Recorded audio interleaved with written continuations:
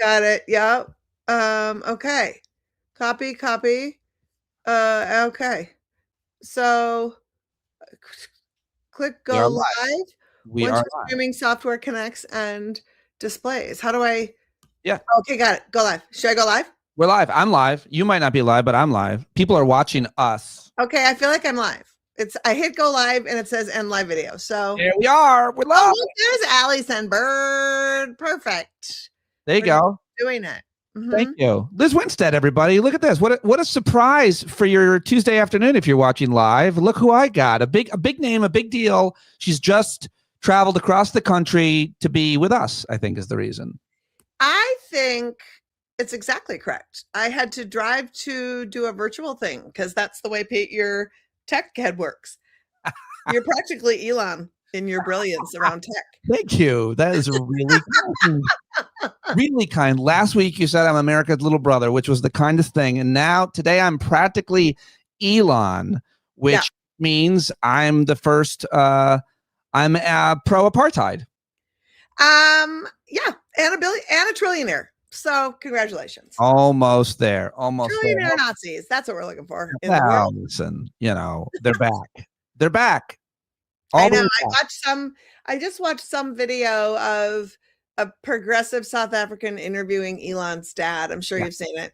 It just happened. I don't know how it ended up in my stream, but he was just like, how do you feel that America, in a few years is just going to be I don't even understand what minority means. Once you're a minority, you're a minority. That's some white people shit right there, right? It's like, oh my God, how about white people will just no longer be the majority instead of saying you're a majority. The whole thing was crazy, but his dad was having none of it. What are we supposed to do? He was like, disagreed apartheid was bad. He was like, I never witnessed it. I was like, what? Yeah, Elon's a really terrible person, and you know why if you dad for 10 seconds. People. Oof. Yeah, his dad was a cartoon villain, and so is he, and and so are all of them. I used to think, I feel like nowadays, almost to say that you identify as a Republican, you're almost identifying as a person without shame, especially given all of the men. All kinds of men of different backgrounds can be abusive, horrible men. I just want to believe that some people still believe in shame, whereas a lot of Republican men are just excusing, calling a reporter piggy or a terrible person or grab him by the pussy. If you can look the other way on that, it means you don't have any shame or regard. And that's called being today's Republican is my new conclusion. Yeah, I mean, I'm really still hearing some people still saying MAGA Republican, like that's a thing, when it's just Republican. You either foundationally, unwittingly, because you were just a greedy corporate asshole, or wittingly because you literally believe that patriarchy is the dominant force in how we live our lives. But you were foundationally responsible for where we are now. And you can say all you want and be all never Trumpy and whatever. But, we all know that if it was a different Republican with a different messenger, those same justices would be on the Supreme Court. The same bill would have landed, the big, beautiful, whatever the fuck that thing is. They'd still defund Planned Parenthood. They'd still have a terrible immigration policy. They'd still be racist. It's like reasonable Republicans created the Roberts Court, which, gutted the Civil Rights Act, gutted Roe v. Wade. So stop saying MAGA Republican. You're just that. Live with that, be that. So that I just want to know at this point, Pete, I'm like, I just want to know where everybody stands. Please say it out loud. I don't want to censor anybody's words. I just want to hear it all so I know who to avoid. I know who the enemy is. I just want to know it all at this point. But just to be clear, I still think that if in the Democratic Party or everything that's not Republican, your campaign for elected office would still be sunk if certain allegations came out about something you'd done to a woman, to a minor, any kind of sexual assault scandal. You would not be able to win a primary as a Democrat. Am I right or wrong? We still have a standard for the outside the Republican Party for our elected leaders. I guess we do. We just don't have that same standard for Democratic comedians who've done shitty things. They get to come back, come soaring back into the we love you sphere. And to be fair, no, I think that's a fair, like, for a lot of jobs. I mean, comedian is a pretty low standard. It's not like there's an HR department or, you know, a kind of a test you have to pass to get a license. Anybody can do it, obviously. But hello, but Mr. Fine, beautiful pup just showed up. But I'm saying to be elected, to win a primary, specifically to be elected. You're right about other jobs. Yeah, I mean, I think that that's true. I do think that that's true.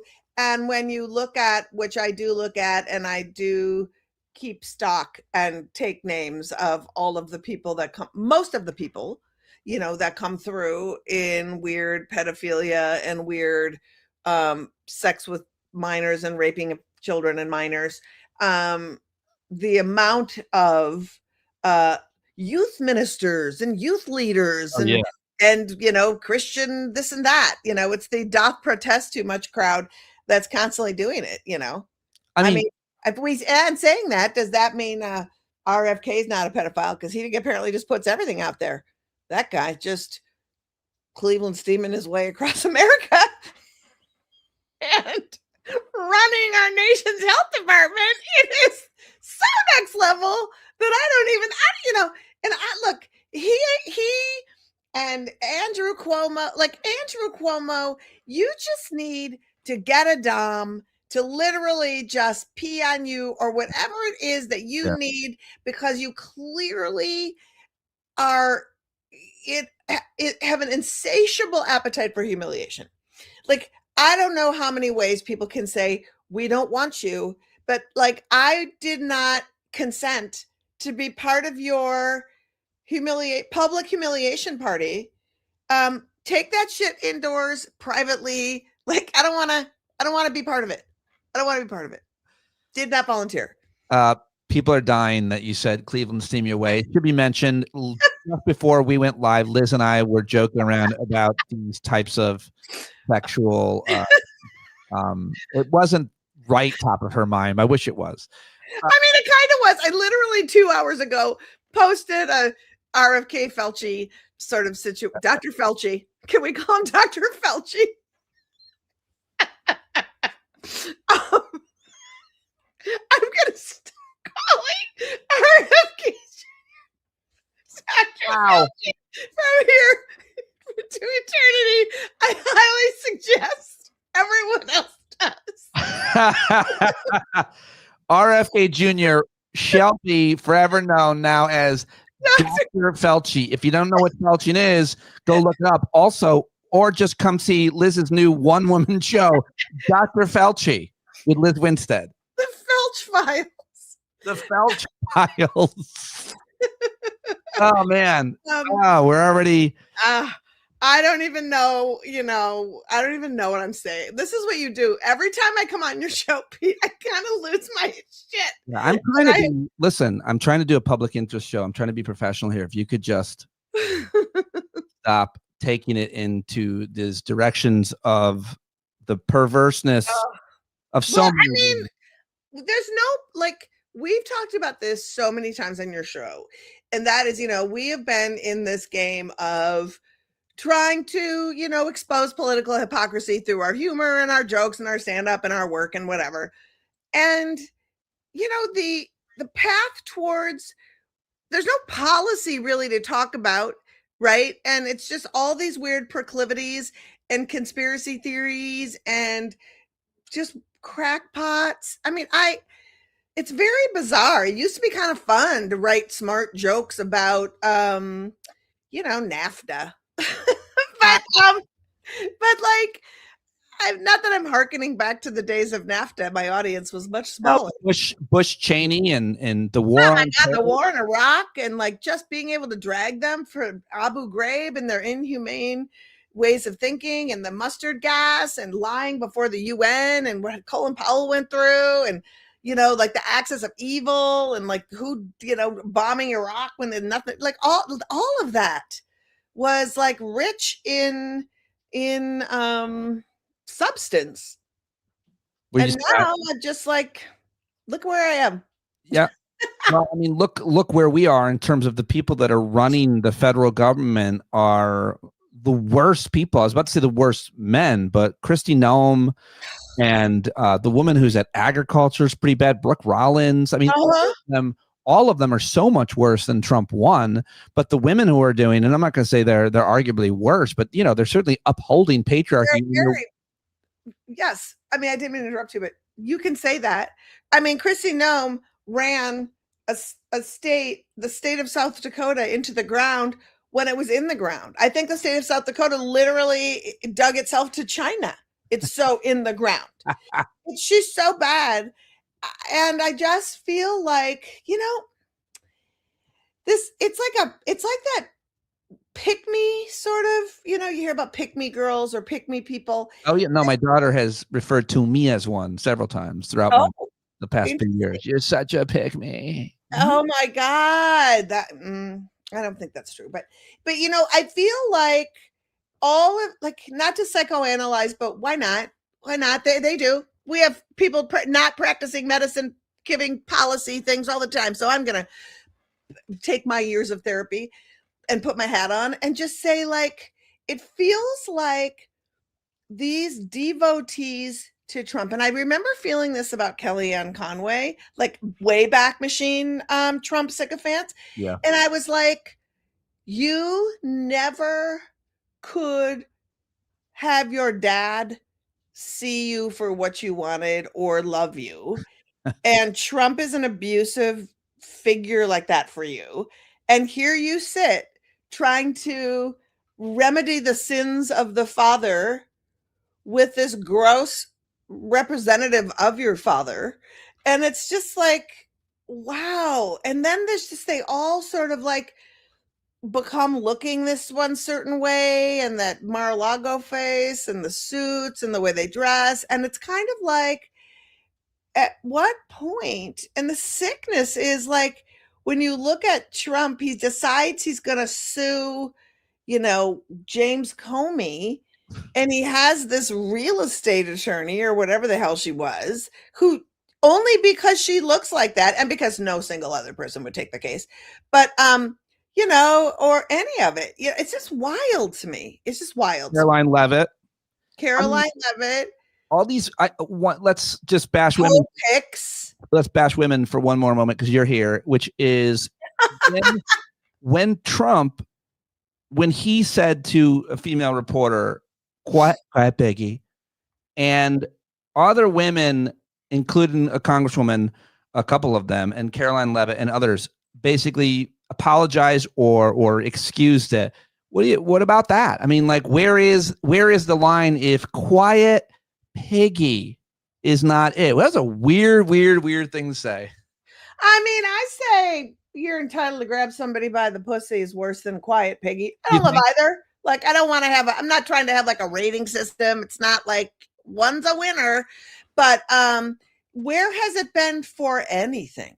Where has it been for destroying human beings and stripping children from their families and tear gassing protesters, ICE? Where is any? It goes back to the first thing you said, Pete. Where is any like fundamental humanity that knows no party?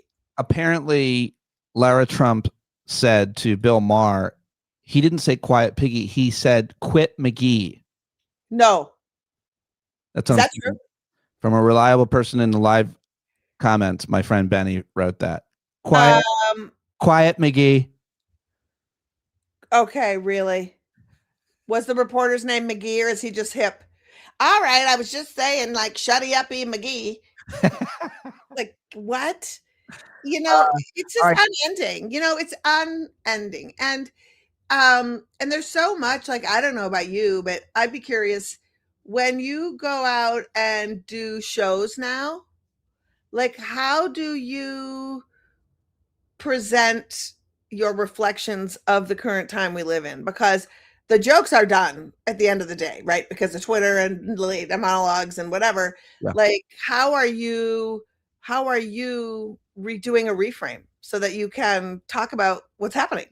Part of the reason why I'm not doing shows right now, because I'm so much more invested in this work and talking to people this way, and not trying to reframe it in like a comedy club or in a comedy venue that way. I just, because of everything that we're saying, I've been so turned off by kind of stand up and live comedy because it's such a bizarro world in a way. It's almost, as you were saying earlier, to make jokes. You'll be doing shows, by the way, the Parkway Theater. I, however, am 27th and December 31st in Minneapolis. People should see the year-end review that Liz does every year. It's wonderful, and you can see it in Minneapolis this December 27th and 31st. Also, of course, everybody should be listening to the podcast.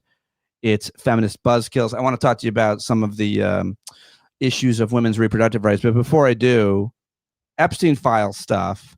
Megyn Kelly, what do you think of the things she did and the way some Republicans have not at least gotten on board with how disgusting Epstein was and is, and Ghislaine Maxwell, and suddenly looking the other way? It's such a bizarro world. It's upside down land. Well, I just don't know what point Megyn Kelly was literally trying to make, especially since she has a 14-year-old daughter. And what, I mean, it's clear there is, if you're trying to justify, protect, yes and, but and pedophilia, you're really missing the whole point, and either have something to hide or something to lose if all of this actually is brought to light. You know, I've said before, I'll say it again. The people, I believe that when we see this vast unfolding of the Technicolor dream pedophiles, it's going to be a lot of people that rely on these big dollar people's money to stay in politics. You think that a lot of the names that were hiring Epstein to arrange for them to have sex with young girls, those people were Republican donors? I think they were political donors. Yeah, I do, for sure. I think that they are very wealthy political donors. I also think there may be people like who, you know, run countries and are politicians or have the ability to make deals for, you know. A lot of people are focused on the former Israeli guy who went to Epstein Island. Mm-hmm. Yeah. And that can't be good. Or Prince Andrew, you know, but then now people are talking a lot about what the Russia connection. What are we going to find out about Epstein? And he was had a relationship with Russians, and I just don't know. I mean, I feel like those kind of things are, when you look at the doubling down of protecting people and who we are in bed with and what we're doing, and, you know, that weird, the whole handling of Ukraine as though Ukraine needs to compromise with Russia, and that compromise is give Russia everything it wants. Like, who's behind that? You know, the whole thing just feels super weird to me. And the whole, did you read the wild 28-point document? The AI translation seems super bizarre. It feels like Boris and Natasha from Bullwinkle are working for the government. Now there's new news today that a shocking leak, transcript of a leaked phone call revealing the top presidential aide, Trump's aide, Witkoff, coaching the Russians on how to win him over. There's a transcript. It's recorded. There's audio. The transcript was published Tuesday by Bloomberg. So this is breaking, I think, while we're talking here. But it's Steve Witkoff, who obviously has Trump's full trust, telling the Russians how to win him over, is the summation. I haven't read it, but it's bad. It's so bad. It is so bad. And They're so bad. They're so dumb. All this diplomacy, like they have two people working the same deal. No president. Imagine having like two of your cabinet secretaries working any kind of business or diplomatic deal with another country. They're working. It's like The Apprentice. He's got them working against each other, but he's running a nation. I mean, all of it. You know, that 60 Minutes interview with Jared Kushner, where they're just talking about they had the plans in place for Gaza. And you're just like, yeah, Jared looks good though. You know, I mean, sometimes he looks subspecies, you know, he gets some weird Botox and it's like, you know, they all have to, at this point, I feel like Mar-a-Lago face and all of that is literally just so you you have to like hide your disdain for your own self. What's interesting is that for all of his vanity and weirdness, Gasolini, I'm talking about, and the orangeness of his face, he's never actually seemingly gotten any plastic surgery. And I was reading your posts on Blue Sky, which everybody should follow Lizz over there, and Instagram as well. And you said that there, what was it? There's more drug smugglers in Trump's Chin-gina. Yeah. You would think he'd tighten that up. Also, Chin-gina made me laugh real hard out loud. I'm alone here in my place, and I read your post, and it made me. But why doesn't he get that thing? You know why? Because here's the deal. He's afraid. Think of a Trump sycophant, like die in the will. I am there no matter what. Aspirationally, a guy with a Chin-gina with a bunch of money, and he's got a beautiful wife, you know, like he's got the messed up hair and he looks like utter trash and he's just golfing all the time. Like, you want to keep presenting to those people as the anti-hero. And that's what he does. You know, if he looked good and looked like Gavin Newsom, like I said it when Bush was running for president against John Kerry. I said it then too. It's like, remember there was Bush on the ranch with like Condoleezza and Dick Cheney, you know, and they'd go watch football on their big TV and he's driving around on his golf cart on the ranch. And that is aspirational, right? Hey, that's awesome. Then he got John Kerry windsurfing. It's like, I don't want to learn how to do that. That's taking time off being on the couch and taking time off the golf cart. I'd rather be watching football with my rich buddies on my ranch. So that's a really good point. To be fair, though, windsurfing would be a little more normal. He was actually kite surfing, which is really rich guy. Oh, right. He was kite surfing. No one has access to a kite board. Make plenty of good points. I got to ask you, what happened last week? It was Muslim week, and because he had Muslim, he had the crown prince there from Saudi Arabia. He's a real piece of shit, obviously, for lots of reasons. 9/11 families were none too happy. Reasons. Jamal Khashoggi's family, a lot of comedians like him, but he also had Mamdani in there.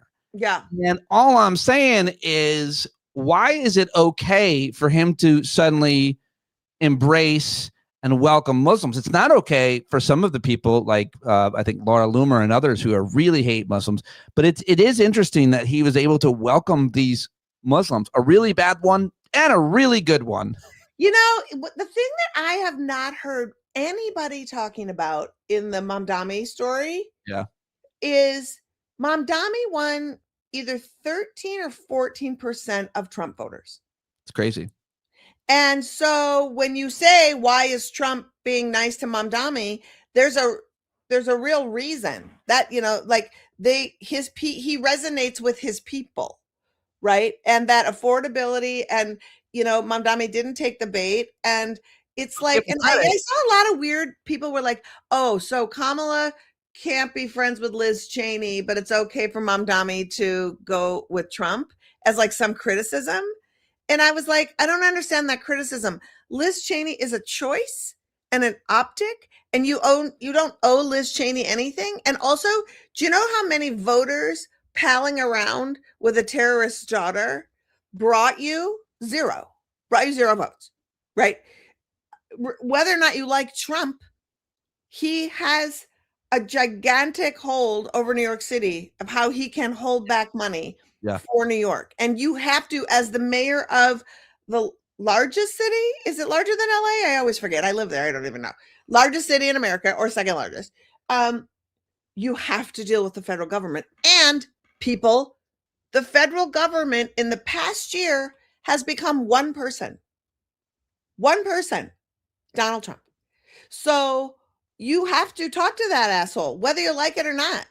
And it sounds like Trump was well aware of being called a fascist, and he didn't care. I like to call, and the pictures were so bizarre, right? It was like in front of FDR. That was wild. And I was like, let's make a new deal. Let's have that be the game show. Well, I will give Mamdani credit for the point that you're making, which was he won 13% of Trump voters. Mamdani made sure to tell Trump that. I don't think Trump knew that coming in. That was how he endeared himself. Hey, man, yes, we have something in common. I know, but why isn't the media like throwing that out as like as I haven't heard anybody talk about the fact that fact, and I think that it's a really if you hear Mamdani talk about it, he mentions it. He does, and also like people also forget that one of Mamdani's first things that he did was go to the areas of New York where Trump's numbers grew and talk to those folks, because it wasn't, it was neighborhoods that were struggling. Why did you vote for Trump? And they said affordability, to bring down the cost. And he's like, okay, we're on the same page. Yeah. And so, I think that those things are important, and I think it's really smart. And I think that I am thrilled with Mamdani. I am thrilled. But do you think it's too soon to have a Muslim mayor after 9/11? I think that we had a do you remember we had a German president after 9/11 who's done more to this nation, worse to this nation than 9/11. He's done a lot of 9/11ing. I mean, if you look at the family separated, how just America has been destroyed in the scheme of things. One of the early moments I had that kind of went viral-ish when I first got into like broadcasting was when I was talking to comedian Jim Norton about arguing with Jimmy about the Ground Zero Mosque. Remember controversy? Oh my God! Of course I do. First of all, if you live in New York and you get in a taxi cab, it's basically a mosque. You have a person who is driving you, who is probably Muslim. So you're already like in New York. I would get down. If I couldn't get a cab in New York, I would put a prayer rug down. Yeah. And then they would always stop. Yeah. I mean, that was the grossest thing ever, because I think so much. And remember Peter King, who was in Congress. Oh yeah. He held hearings to say, should we have Muslims serving in the federal government? It was a congressional hearing. Yeah. During that time. And it's like, not only should there be a mosque at 9/11, they should do abortions in it and gay marriages and feed the poor. Like, let's just have it be This is a moderate program. Take it much. I'm all for it. Moderate. No, I mean, and I just think, it's just kind of wild to just be in a moment where the establishment, and again, with Democrats, where it's frustrating, I think people feel frustrated about, the old guard, we're a big tent, except for when the young people who are to the left of us or have new ideas or who want to try something new win, and then we act like they're an anomaly, not like the way forward.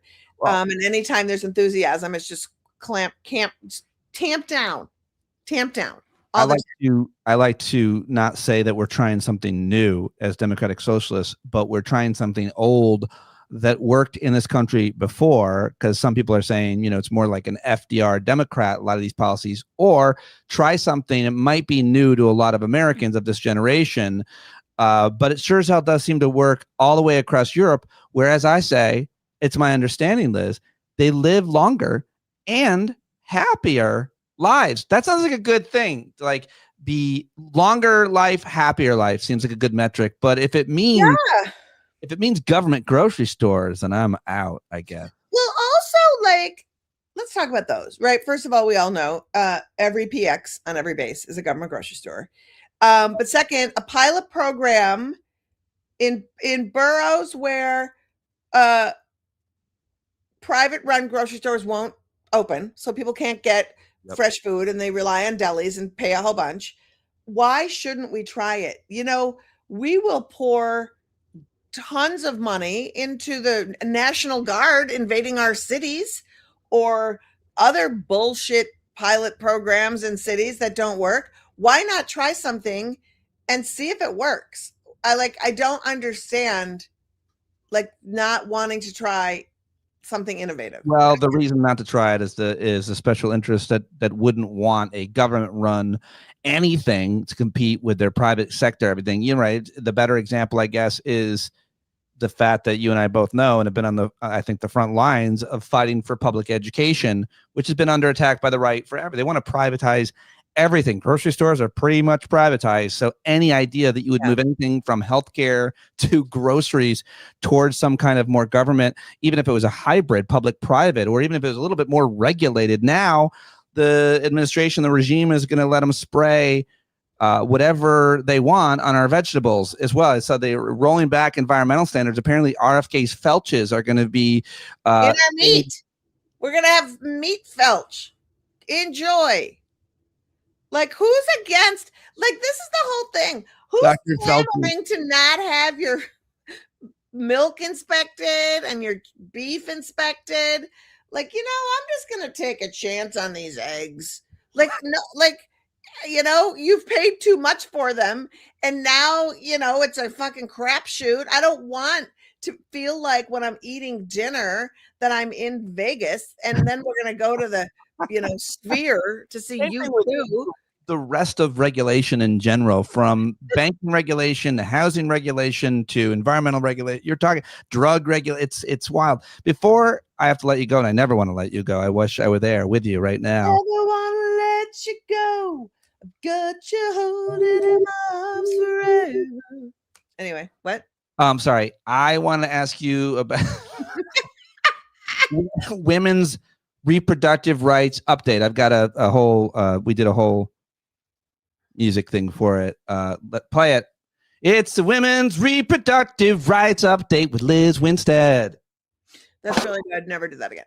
Anyway, so I think what we need to look for 2026, if you haven't been following, there is, again, Dr. Fauci has been using a fake science study to relitigate the efficacy and safety of medication abortion, which has been on the market for 25 years, since 2000 in the United States, and invented in France in 1988, because a bunch of right wingers came up with they did a paper. It's like a website, and they looked at some insurance claims of people who use their insurance to get medication abortion, and then anything that happened to them after they got their medication abortion. Let's say they went to the emergency room because they stubbed their toe.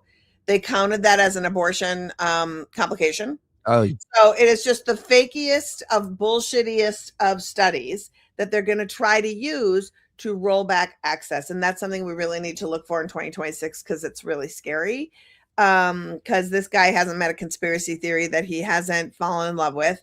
The other thing that is sweeping the nation, starting in Wisconsin, is something called a catch kit.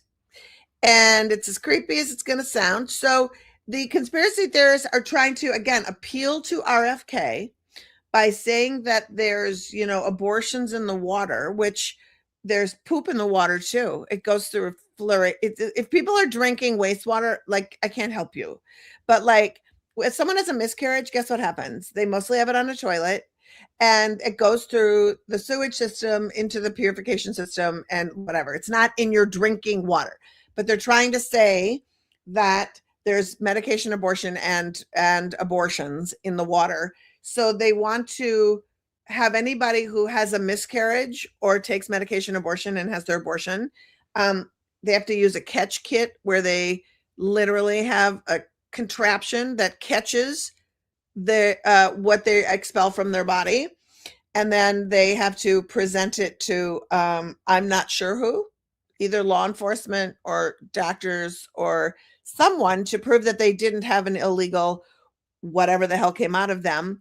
I'm starting to think I'd like people to catch that and mail it to the politicians who wrote that law. Are abortions poisoning us all? That's the latest line of attack from Republicans in Wisconsin and elsewhere, with lawmakers arguing that women who take abortion pills must prevent their blood and fetal tissue from contaminating the water supply.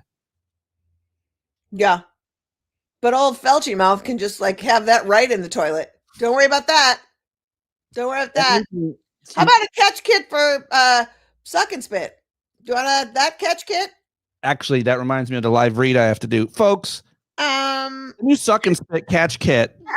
I mean, like, it's crazy. And also, like, you know, there was just another story. ProPublica has been really terrific on showing how bad these abortion bans have harmed people. Yes, I saw that. A woman just recently, it was found that she saw, Pete, 90 healthcare providers, doctors, nurses, LPNs, who did not give her life-saving abortion after she was guiding them through her own walker. Yes. And 90, and she died. And it is the stories like that are endless. You know, they just ignore women, and especially Black women and women of color. They ignore when they're having health symptoms. They ignore when they're advocating for themselves. And we have a lot of work to do still. It's just when it seems like whether we're talking about abortion or talking about anything, when people can't get their crackpot idea to become law, they just start making shit up. And it's just, I don't know how we get back to reality, but like, I'm sorry. It's just, I don't even know what to say. Like, I don't know what to say. It's true of everything. But when it comes to kind of certainly people of color, undocumented people, immigrants, brown people, whatever, but when it comes like gender stuff, and I certainly don't like to put them all in a catch kit, but when it comes to gay, you know, trans, or just women, it's like there's so much made up shit about those population. Like, it's just so constant, and it's so preposterous that sometimes I'm like, well, nobody's going to believe this. Right. And then, oh my God, it's divided my entire town Board of Education fight. They really think that boys are transitioning into girls so they can go in the girls' locker rooms and see them naked and stuff, which, I mean, the fact that people would believe that. The fact that youth pastors are walking right in without taking any HRTs at all, you know, cis hetero youth pastors just going in there and harming people, not trans people, those people. It's sickening. And also, and this is the other reason why it's just like, I'm a youth pastor now, by the way. We haven't talked in a while. I'm so glad we didn't. Did you get your internet youth pastoring online? I feel like that's a new trend. You're not just marrying people anymore. You're just doing it all. But you know, and I feel like this is why coming and having and welcoming young folks into leadership who have a lived experience of the world we're living in, instead of having politicians push back or ask trans people, queer people, women, Black folks, immigrants to just stop complaining a bit so we can get this, you know, infrastructure bill passed. You know what? Democrats, I understand we need infrastructure, for the love of God, but regular folks are hurting and are being harmed. And we need to deal with immediate harm and have immediate solutions so that your infrastructure bill can actually also get passed. But come on, talk to real people about what they're going through. I don't care as much about vulnerable people when it comes to like infrastructure. Yeah. You know, maybe we could just build the bridges out of the vulnerable people. It's like a new version of Jonathan Swift. We're not going to eat the poor anymore. We're going to use the poor as infrastructure. I think this bridge is moving. It has a heartbeat. I just saw a video where I'll let you go, but I just saw a video where somewhere in Asia, some Buddhist funeral, the woman is in the casket and started moving. Don't they embalm people? Well, she wasn't dead yet. Well, what do you mean? Why were they having a funeral for somebody who wasn't dead yet? I don't know what I just saw the video. It was really. Was it AI? Are you sure you weren't duped? Oh God, I hate that shit so much. I know. Do you ever watch them and laugh at them? At AI? Yeah. You know what? I got to be honest. The dogs with the talk show, I do laugh when they tell dad jokes. The two dogs that have a podcast. Any AI with animals, I am here for. Oh, you are? I am, sadly, but no other AI. Okay. Just with animals. Liz Winstead, she's done it again. We've taken up so much of her time. We really appreciate you. Riot. I mean, listen, go see Liz December 27th, 31st in Minneapolis. If you're out there, her year-end in review is fun. I have video, I have graphics. It's like it's a wild ride of the year. And also, of course, listen to Feminist Buzzkills and follow Liz on Instagram and Blue Sky and Facebook. And we are honored. Follow Abortion Access Front, my organization, at Abortion Front, all over social. And the podcast is also from Abortion Front. So we are the forefront folks on bringing you abortion news. But in this kind of like setting, we're not stiffs. I wish we could make something just happen and go viral. And then my wish is that, and I'm going to go clip it up and I'm going to post it everywhere. You think Dr. Felchi's not going to bring it to the next level? If everybody could just be together and refer to RFK Jr. from now on as Dr. Felchi, that would be worth talking to you today. Yeah. So hopefully we can make that happen. Yeah. Okay. Thanks, fans, for watching. Thanks, fam, everybody. It was great to have a little combo. And happy Thanksgiving, everybody. Be safe. Bye-bye, everybody. Thanks for watching live. See you later.